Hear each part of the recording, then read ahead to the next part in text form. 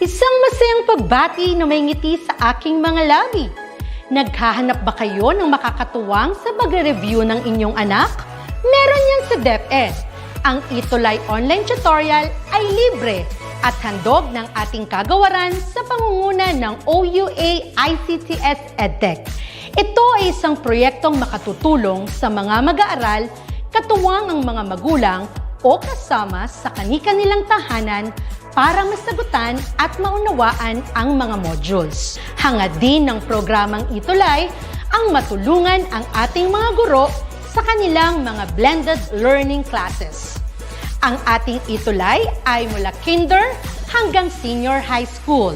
Bukod sa academics, meron din tayong mga special programs gaya ng All is Wellness, Reading and Math Remediation, Storytelling, Mommy Tech Talks, Classes sa Gramatika, Speech Class, Financial Literacy, at marami pang iba.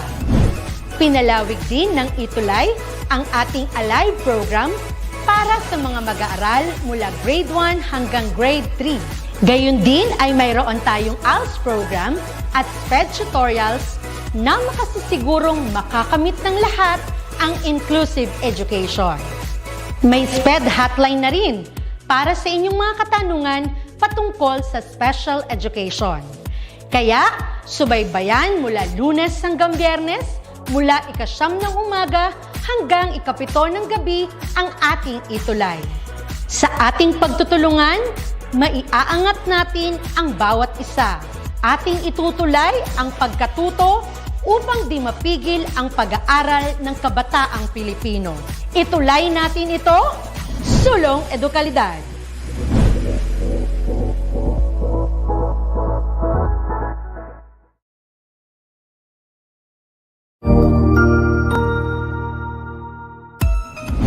Mabuhay! Good day to all! I am your tutor Madge. Welcome to ETUlay, a free online tutorial, an initiative of the Department of Education, Information and Communications Technology Service, Educational Technology Unit, ICTS EdTech. This program is aimed at helping and assisting learners from kindergarten, senior high school, ALS, Alive, and SPED learners. Aside from answering the modules, the ETUlay is offering programs which you will surely look forward to. Together with our parents and teachers, the ETUlay will bridge the gaps where difficulty and ease meet in learning new knowledge and skills.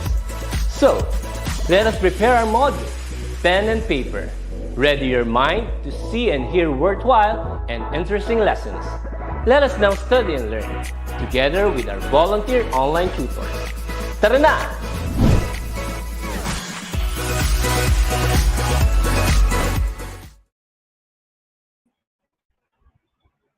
Yan, magandang hapon po sa inyong lahat, dear grade 5 learners, and welcome again to another live session of our ETUlay online tutorial program here at the Facebook live page.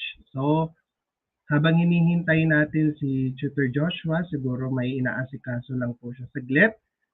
Umpisahan po natin ang pagbati sa ating mga very excited learners who are with us this afternoon, tulad nila Faith Agatha Kulala, Stephen Carl Riola, good afternoon, Maria Janiel, yung ating mga learners talaga na avid listeners and supporters ng ating session. Adrian Saiko, magandang hapon din po from Pinaod Central School. We also have Aubrey Madison, same school, from Pinaod Central School. Shout out kanila Ma'am Jenter and Ma'am Blessy, kanilang mga math teachers dyan. We also have here Faith Agatha Kulala. Okay? Sige po. So, I do hope makahabol po si Tutor Joshua mamaya sa ating live session. I am Tutor Ram of SDO Isabela. Kasama ko po, hahabol yan. At naniniwala po kung makakasali po sa ating discussion si Tutor Joshua ng SDO Manila.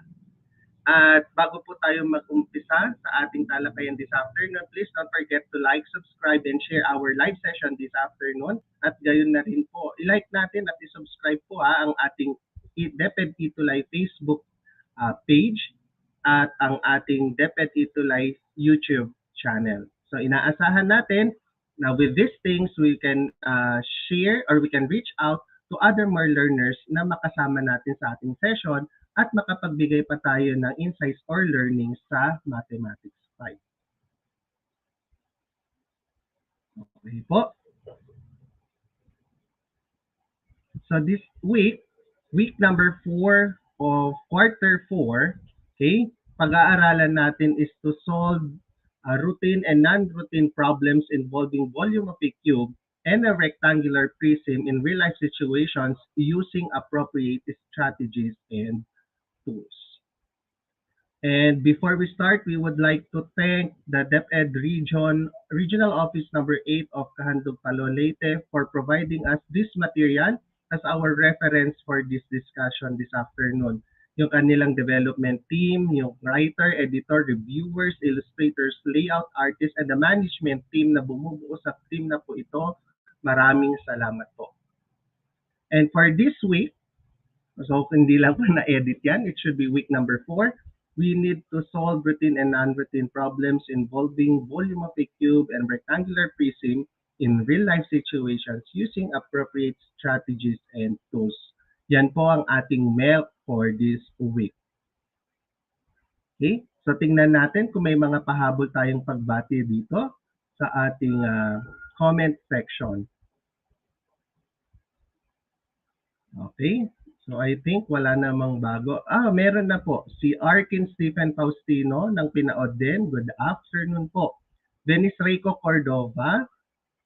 Martin Angel Preza. Magandang hapon po sa inyo. Okay. And Stacy Francisco Papa. Magandang hapon din po. Angela Agustin. Magandang hapon po sa inyong lahat. And thank you for being with us this afternoon.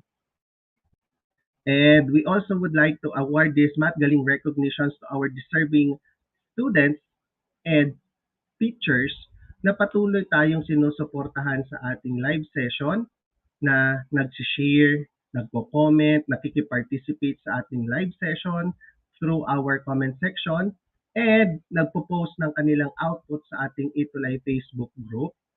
And these teachers also who encourages our dear learners to really immerse themselves in our session and learn from the topics. So umpisahan nating bigyan ng Matinic Cuties of the Week Award sila Shanaya Benis de Jesus ng ating suking-suking estudyante mula sa Pinaod Central School of SDO Bulacan. At ngayon, napasama naman this week si Stephen Carl V. Riola ng West Central School of SDO Pangasinan 2. Congratulations sa inyong dalawa, dear learners. And we also have Martin Angel Dave and Preza of Gamu Central School here at the Division of Isabela. And this week naman, thank you very much and congratulations to our Matibay Teacher of the Week, Sir Van Aldrich Virosal of West Central School SDO Pangasinan 2, being our Matibay Teacher of the Week. Sa lahat po ng awardees natin, congratulations at sana patuloy po nating ipalaganap itong ating session na ito para mas makapag-reach out tayo, mas marami tayong makater na mga learners to address their learning needs. At sa iba po na hindi pa po na-mention, we do hope by next week kasama na po kayo dito sa listahan. Okay po.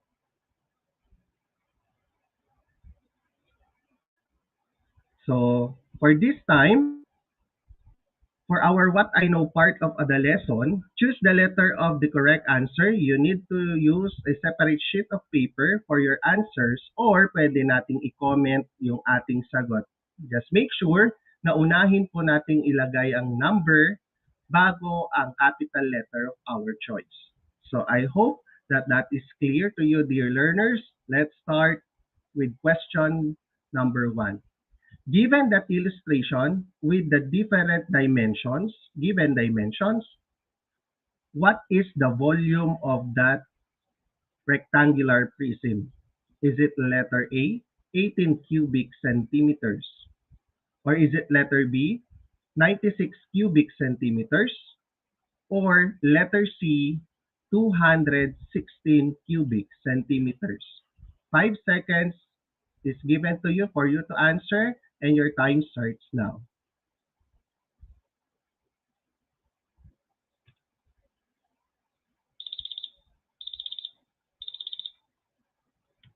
Okay? Ayan. So, ano ang tamang sagot?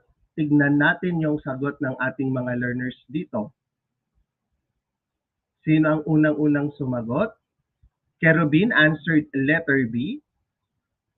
Same is true with Martin. But Janiel answered letter C. Sarah Marie answered letter C. Okay. Martin answered letter B. Faith, letter B. Steven, letter B. Aubrey Madison, letter B. Stacy Papa, letter A. And what's the correct answer for that question? Remember that to solve for the volume of that illustration, since it is a rectangular prism, we can arrive with the answer by using the formula volume is equal to length and width and height. So multiply them and just substitute the values. We have 4 times 2 times 12. So inayos natin siya according to the illustration. Okay, so the height is 12, the width is 2, and the length is 4. And since cubic centimeters ang ilalagay natin because three-dimensional siya, at the same time yung unit of measure natin ay in terms of cm. And therefore, multiplying the three values there, we will have 96 cubic centimeters. So therefore, B is the correct answer. So congratulations sa lahat ng nakakuha ng tamang sagot. And I do hope sa mga hindi for the next question ay makukuha na natin yan. And here it is. Number 2. With that illustration, give its volume. Letter A, 21 cubic millimeters. Letter B, 49 cubic millimeters. Or letter C, 343 cubic millimeters. And your time starts now.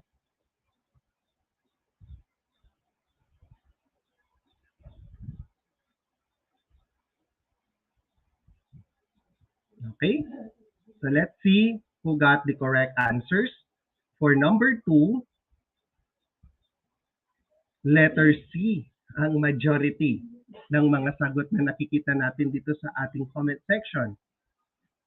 Faith, Stacy, Steven, okay, Martin, Venice, Maria Janiel, Kerubin. They all answered letter C. Okay, tignan natin kung ano ba ang tamang sagot. Since the illustration provided in this example is a cube, we can arrive with its volume by using the formula V is equal to S cubed, where S is the side or the edge. And alam naman natin kapag S cubed yan, so we are going to multiply the side 3 times by itself. Hindi siya 7 times 3, kundi 7 times 7 times 7 to arrive with 343 cubic millimeters. So therefore, the correct answer for this item is letter C. So congratulations sa mga nakakuha ng tamang sagot. Now let's proceed with number 3. With this illustration, give its volume. Letter A, 90 cubic inches. B, 28 cubic inches? Or is it letter C, 16 cubic inches? Your time starts now. Yan. Sino kaya makakakuha ng tamang sagot dito sa pangatlong tanong? And time's up. Let's check. Let's see. What are your answers? For number 3, letter A says Kerubin, Janiel, Stacy, Arkin, Christine. Okay po, Martin. Okay, wow, pare-parehas tayo. ng sagot, which is letter A. So tignan natin kung tama po ba yon. Since rectangular prism na naman po ito, same formula, length times width times height, and you need to substitute those values indicated by the illustration. Okay? So therefore, 9 times 2 is 18 times 5 is 90, and then the unit of measure is cubic inches. So therefore, the correct answer is letter A. Wow, ang gagaling naman nating mga learners natin this afternoon. So I would like you to post or comment your scores out of 3, ilan ang nakuha natin, at please receive this Math Galing virtual badge. Sige, tingnan nga natin ang inyong mga scores. Sino nga po ang mga nakakuha ng tamang sagot at nakakuha ng 3 as their scores? Steven got 3. Maria Janiel 2/3. Okay lang yan, anak. You still have time. We still have time to discuss things up. At malay natin, mamaya sa ating last part, which is the assessment part, ay ma-perfect na natin yan. Kaya tuloy-tuloy lang. Stacy 2/3. Martin with 3/3. Okay? And how about the other learners? Ay titingnan natin yan mamaya. Okay, sige, tuloy po tayo, dear learners. So, in our discussion this afternoon, in solving word problems involving volume of a cube and a rectangular prism, so take note, we will discuss the topic in terms of using worded problems.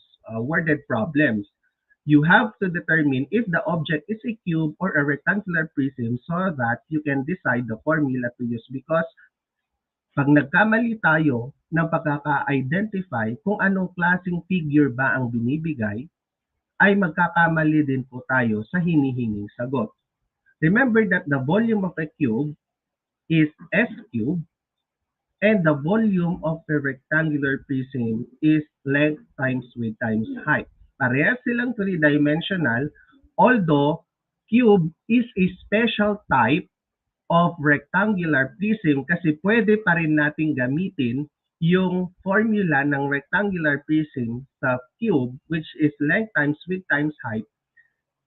Ang naging special lang dito sa cube, its length, width, and height are equal to each other. So we can simplify that as S cube. Okay po? So for us to answer word problems involving cube and rectangular prisms in terms of finding out its volume, there are routinary steps that we need to follow. It may differ into other references, magkakaiba yan. Parang tayo nung elementary kami, may ibibinibigay na step yung aming teacher. Baka yung teacher din po ninyo, they are providing you different steps or method. But the most important thing is that we are following the structure or the steps in order for us to get the correct answer. But for this time, allow me to use these steps. Step 1 is you need to understand. What will you understand in terms of these word problems? Una, what is asked in the problem? We need to understand what is asked. Ano ang hinihingi? Number 2, what are the given? So ano yung provided information inside that situation, inside that worded problem for us to be guided throughout our solution? And what are the hidden questions? Because some problems may trick you up kasi akala natin yun yung hinihingi. May hidden question pa pala or may sub-question pa pala na merong kailangang alamin natin in order for us to get the real answer. Okay? So, good afternoon sa lahat po ng nandirito sa atin. At patuloy po ninyong suportahan ng ating session. Paki-share naman po ito kung hindi nyo pa nasi-share para mas marami tayong learners na makasama this afternoon. Step number 2 is to make a plan. How will you make a plan? In order for you to solve word problems, you need to identify the operation to be used. And the mathematical statement, napaka-critical nito kasi yan ang magdidirect sa inyo, sa inyong solution towards the answer. Third step is you carry out your plan. This includes the solution or solutions of the problem. And step 4 is to look back. That means you need to identify, you need to explain to yourself and to your peers kung yung sagot ba natin is reasonable or acceptable. If possible, you need to estimate to check your answers. So again, balikan natin yung 4 steps. Step 1 is to understand. Step 2 is to make a plan. Step 3 is to carry out the plan. And step 4 is to look back. So now, in order for us to use this step, let's have this problem. So dati, puro tayo illustration, puro tayo drawing, puro tayo pictures. But for now, kaya nga siya worded problems because it uses only words. So tayo ang mag-i-interpret niyan, tayo ang gagawa ng illustration or to visualize the given hanggat maaari. Teachers need to print a lot of learning materials for their students such as modules and activity sheets for their pupils. Miss Santos bought a box of bond papers. Suppose that the back portion of the box, it says 20 inches, 18 inches, and 10 inches. Now, ang hinihingi dito is the volume of the box. Okay, siguro hindi lang na-edit or nabura. Paki-check natin. What is the volume of the box? So, yun yung hinihingi. So, on the understand part, what is asked in the problem? The volume of the box of bond papers. So, what are the given? Doon sa last sentence, you have 20, 18, and 10 inches respectively. So, may hidden question ba? Wala. Direct yung question natin na ang hinihingi is volume of the box. Okay. So, next, talon tayo sa step number 2. How will we do that? Make a plan. So, anong gagawin natin? Our strategy here is to use a formula. And, meron na tayong formula actually. Take note na magkakaiba yung dimensions na binigay. So, in short, we can conclude na ang figure or itong box na ito is a rectangular prism, a rectangular box. In short, ang formula na gagamitin natin is length times width times height. And solving that, substitute the values. The length is 20, the width is 18, and the height is 10. So multiply the three dimensions, 20 times 18 and times 10, that is 3,600. And yung unit of measure is cubic inches.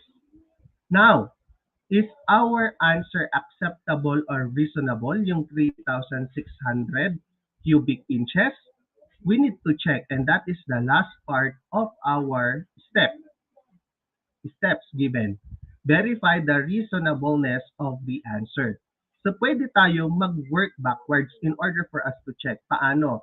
I-divide natin yung final answer natin in each of the dimensions given. At kapag nag-arrive tayo sa final quotient which is 1, therefore, our computed answer is correct. So dito, kunin natin yung 3,600. I-divide natin siya sa 10. Then we have 360. Yung 360, i-divide natin sa next dimension which is 18. So that is equal to 20. And then yung sagot nating 20 should be divided into the last given dimension which is 20, ay makukuha natin yung 1. Since 1 is the quotient, the volume 3,600 cubic inches is correct. So naintindihan po ba, dear learners, yung ating sagot? Yung ating pagkakagamit ng steps. Thumbs up naman tayo dyan sa comment section kung naintindihan natin. Sige, they are giving us 3,600 cubic inches. Yes, tama tayo doon. Okay? Let's proceed with the next problem or next part. On the other hand, non-routine problems can be solved in multiple ways and strategies. Sabi nga natin, sa mathematics, you can do several ways and means in order for you to get or to arrive to the correct answer. Okay lang yon. As long as you're comfortable with that step or method, there's no problem with that. Kasi sabi nga natin, parehas lang naman din ang end goal natin, which is to get the correct answer. Since math is specific science, so specific din, one single correct answer lang ang pupuntahan nating lahat. So, paano natin gagawin naman pag non-routinary? So, you need to look for patterns. Pwede nating gamitin yan. We also need to move backwards or make a model. Mag-visualize tayo. Kung worded yan, tayo mismo ang gagawa ng picture in mind or picture at print. Tayo yung magdodrawing. Pwede yan. And also, you need to break down the problem or you can break down the problem into smaller parts. Kasi kung confused ka sa dami ng words on that situation or given worded problem, you can synthesize that sentence by sentence, word by word, para hindi ka mahirapan. So dito, magbibigay po tayo ng simpleng problem lang. Jessa has a box where she keeps all her little toys. Its length is 18. Its length is 8 inches. Its width is 4 inches. Its height is 6 inches. And what is the amount of space enclosed by the box? Take note, hindi naman binanggit yung volume. Pero balikan natin kanina yung step number 1 doon. Kung i-analyze natin yung hidden question, pwede nating i-consider itong sentence na ito or question na ito. What is the amount of space enclosed by the box? Usually, some learners get confused na wala naman yung volume. But take note, the definition of volume is the amount of space enclosed in a container or box. Diba? Dito sa problem na to, box ang ginamit.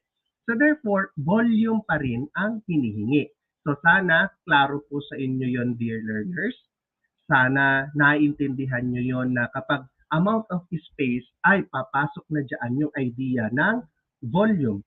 So take note, box siya and the dimensions are different with each other. Kung pare-pareha sana yan, pwede tayong mag-picture in mind or mag-drawing ng isang cube. But since 8, 4, and 6 are not equal to each other, we can say that box is a rectangular one.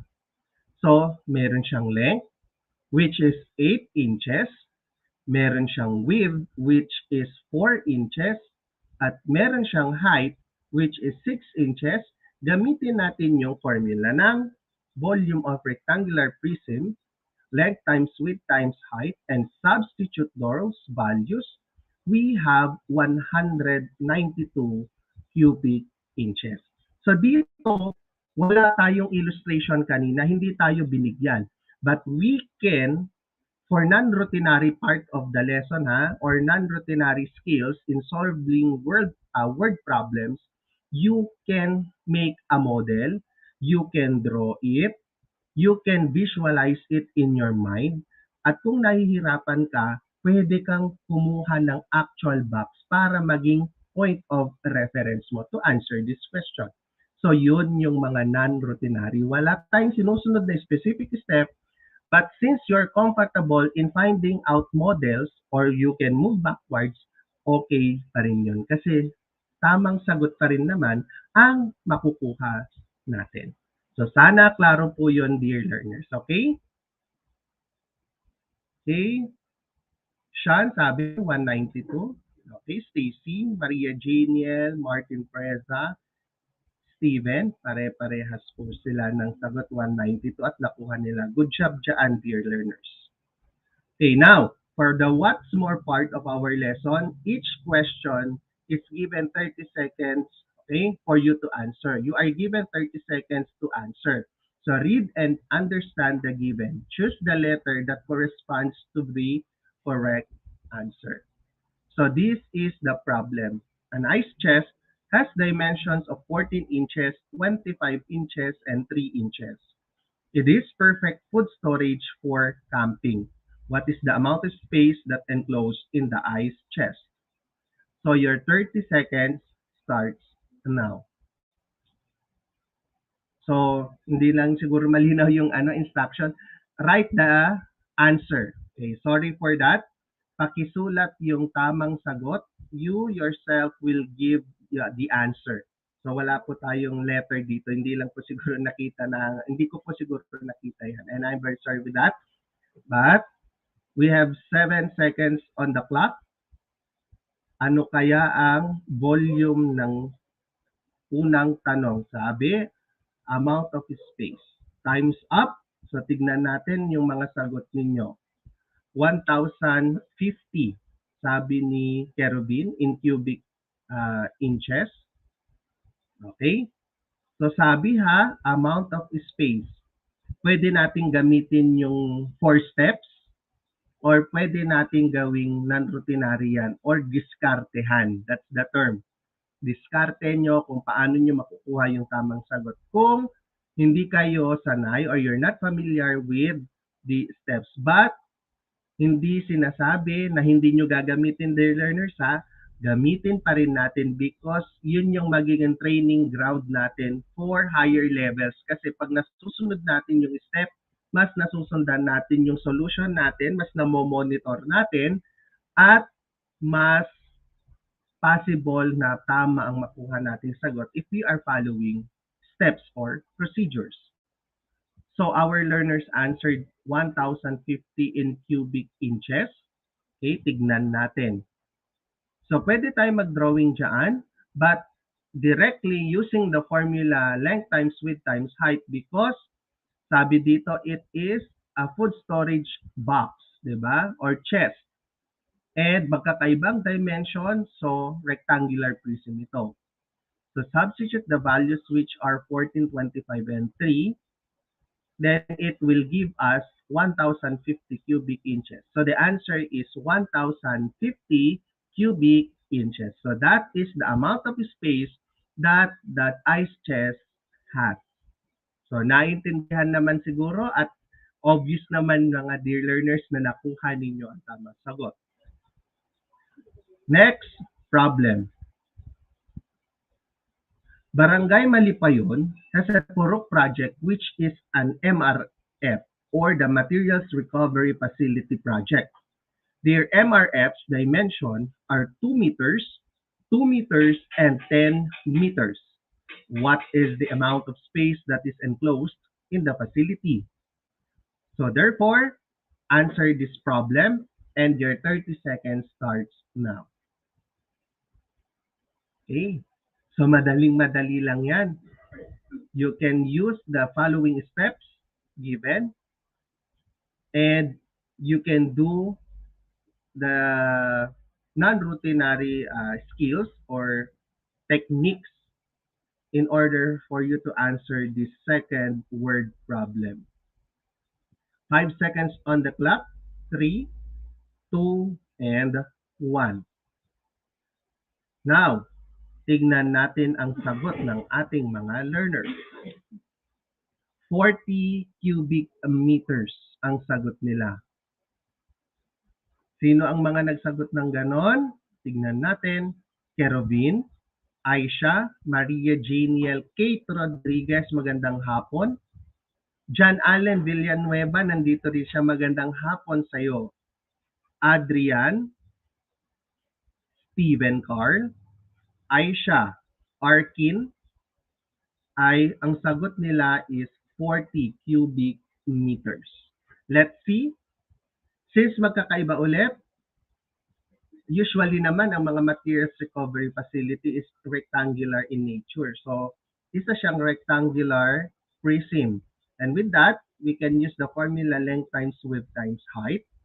And substituting the values, we have then 40 cubic meters as the answer. So that is the amount of space this material recovery facility of Barangay Malipayon has. So, nakuha ba ninyo? Yes. Ang gagaling talaga ng ating mga learners and good job. Talagang nasusundan ninyo yung ating lesson this afternoon. And for the next one, Edgar customized a bird cage for his lovebirds. It models a cube. Take note, it models a cube. It measures 75 centimeters on each edge. What is the amount of space enclosed by the cage? Your 30 seconds starts now. Ayan. At very sure naman ako, you dear learners, ay makukuha ang tamang sagot. But anyway, sa lahat po ng teachers, learners, parents, mathematics enthusiasts, mga division personnel, school personnel, mga regional personnel na sumusuporta po sa ating ETUlay tutorial program ng DepEd. Maraming salamat po. At sana makasama pa rin namin kayo hanggang matapos ang school year and hoping by the next school year, meron pa rin pong ganitong programa. Okay, let's answer this problem. But before that, tignan muna natin yung mga sagot nila. Janiel answered 421,875 cubic centimeters. The same is true with Kerubin, Kate Rodriguez, Martin. Okay, pare-pares sila ng mga sagot. Stephen Carr with same answer. Maria Janiel with same answer, 421,875. So let's see. Since ang cage na ginawa ni Edgar for his lovebirds ay cube, pwede na natin gamitin yung simplified form of it since cube is a special type of rectangular prism, S cube, okay? Substitute lang natin. Again, dear learners, don't get confused. When we substitute S, okay, pwede ring edge yon. Edge or side in a given cube is the same. Okay, yung terminology lang kasi sa iba't ibang references ay nagkakaiba. Okay, so since 75 ang isang edge or side, substitute lang natin yan. At since S cube siya, hindi po yun ibig sabihin 75 times 3. Okay, burahin na natin yan sa isip natin. Because when we say S cube, ibig sabihin kung ano man yung value ng S, you will consider that as a base and you will multiply it by itself 3 times. Diba yung times 3 to multiply by itself 3 times. Anong ibig sabihin ng multiply by itself 3 times? Kukunin mo yung 75, isusulat mo siya ng 3 beses at yun ang imumultiply mo. 75 times 75 times 75, you will have 421,875 cubic centimeters. At hindi na ako magtataka na nakuha ninyo ang tamang sagot. Good job kayong lahat. Okay, so tama si Kerubin. Ita times ng 3 beses or 3 beses sa sarili po. Yes. Okay. So ngayon, tignan nga natin kung naintindihan nyo nga talaga yung lesson natin. So sa mga hindi naka-perfect kanina sa ating first part, I hope that you will get all the answers here correct. Okay? At maka-perfect po tayo para maka-receive na naman po tayo ulit ng Matinic Virtual Badge. Okay, so ready na ba tayo, dear learners? Okay, thumbs up naman tayo sa ating comment section kung ready na tayo para sa ating assessment part. Okay? Nakatatlo sila kanina dun sa ating word problems. Okay, si Martin Preza, thumbs up. Kerubin, ready na po. Okay? So, Aisha, opo, ready na rin siya. Okay, let's do it. So, you need to choose the letter of the correct answer. pwede nating gamitin yung ating comment section to give our answers. Pero kung hindi naman kaya because of internet latency or delays, ay pwede tayong magsulat sa papel natin. Okay? At mag-self-checking tayo. So, sa mga gagamit ng comment section, please write first the number or item number and the capital letter of your choice. And with that, let's answer number 1. By the way, 10 seconds lang po ha. Number 1, the dimensions of a wood are 1.8 centimeters, 122 centimeters, and 244 centimeters. Which of the following is the wood's volume? Letter A, 367.8 cubic centimeters, 53,582.4 cubic centimeters for letter B, or is it letter C with 367,800 cubic centimeters? And your timer starts now. Yan. Sino kaya ang makakakuha ng unang tamang sagot dito sa ating assessment part? Time's up. Let's see. Sino kaya ang nakakuha ng tamang sagot? Let's check your answers. Martin with B, Kerubin.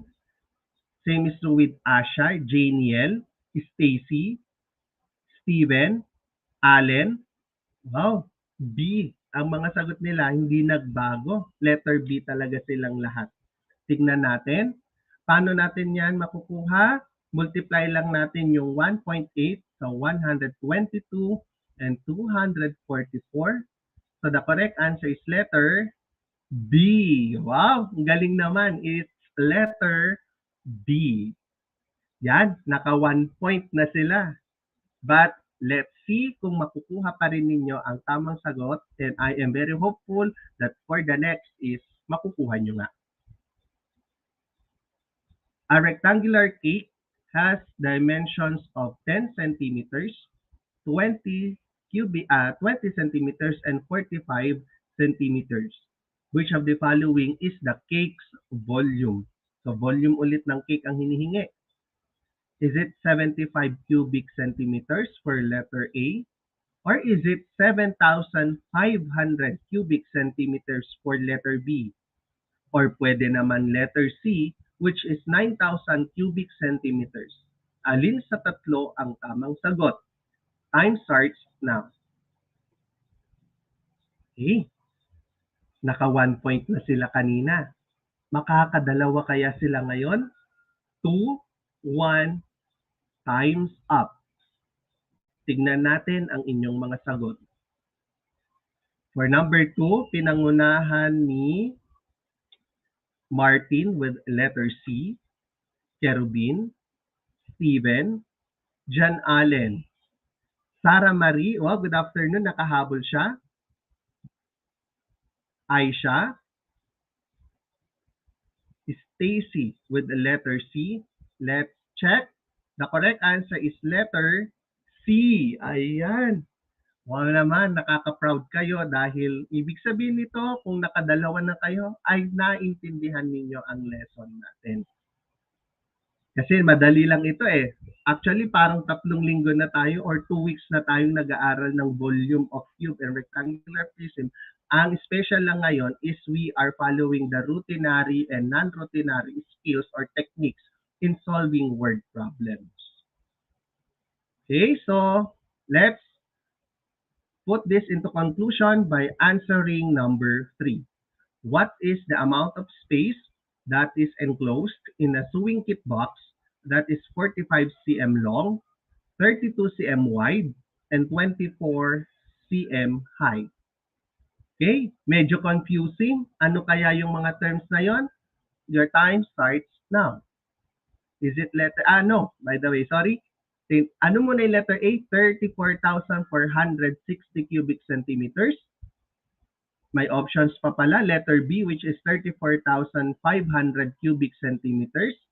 Or letter C, 34,560 cubic centimeters. So 10 seconds starts now. Sino kayang makaka-perfect? Nakaka-excite naman na makakatanggap ulit tayo ng virtual matinee badge. Okay, let's review your answers. So, for number 3, ang sagot nila letter C, Aisha, Martin, Maria Janiel, Martin, Kate, Aisha, bilis tumalatalon talaga. Stacy, Kerubin, Faith. Okay. They all answered letter C. Tingnan nga natin kung tama yan. Correct. It's a letter C. So ngayon, comment nyo nga yung scores ninyo at very hopeful ako na 3/3 nga ang nakuha ninyong tamang, ang inyong scores, I should say. So sino kaya ang mga naka-perfect ng ating assessment? Okay. Virtual clap para kay Kate, 3/3. Martin, 3/3. Wow. John Allen Villanueva, 3/3. Stacy and Faith, 3/3. Congratulations. Aisha also with 3/3. Ang gagaling ninyo. And I'm so very happy kasi reflection yan na naintindihan ninyo ang lesson natin ngayon. So ngayon naman, para sa ating additional activities, dear learners, huwag nating kakalimutan na ang ating mga outputs ay paki-submit or paki-post sa ating ETUlay Facebook group with the following hashtags later on para ma-spread natin yung ating sagot, makita ng ating ibang learners na nagsisik ng knowledge, ay ganun pala na-compute yung nasa additional activities. So nakapag-share din tayo doon. So ito ang ating sasagutin for this week. A koi fish is placed in a rectangular aquarium that has a length of 75 centimeters and a width of 35 centimeters. If the water level rises 2 centimeters when the fish is placed in the aquarium, so yung water level tumaas ng 2 centimeters daw nung nilagay na yung fish, what is the volume of the fish? So yung volume ng fish ang hinihingi po dito. So again, ayan na. Paki-post po ito sa ating ETUlay Facebook group at please use the hashtags ETUlay Level Up, which is our official hashtag, at yung ating Batang ETUlay Matinee, which is our Math 5 hashtag.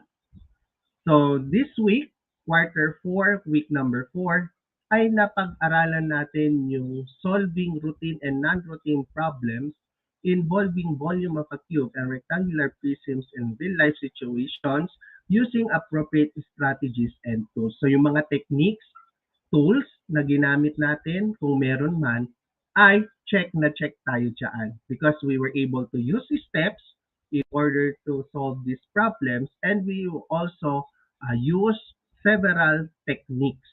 Okay? So tamang-tama, check na check tayo dyan. So wag niyong kakalimutan that every Friday with Tutor Joshua, 3:40 to 4:20 p.m. ang Mathematics ETUlay online tutorial Math 5 schedule natin ay dyan po sa time slot na yan.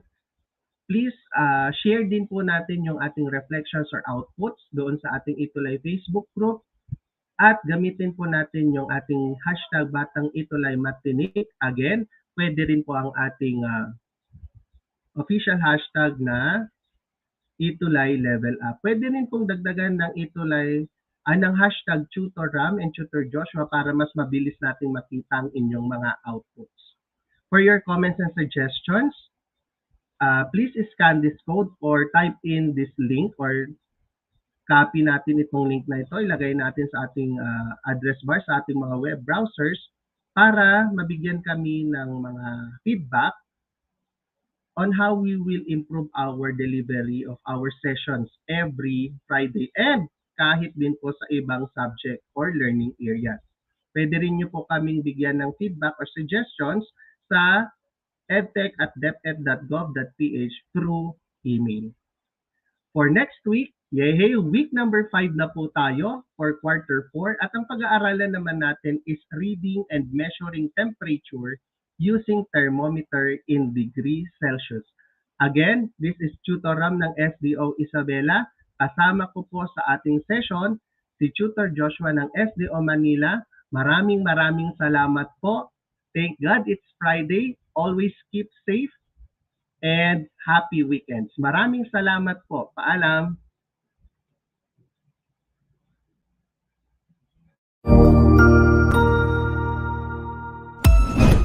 Ang husay naman!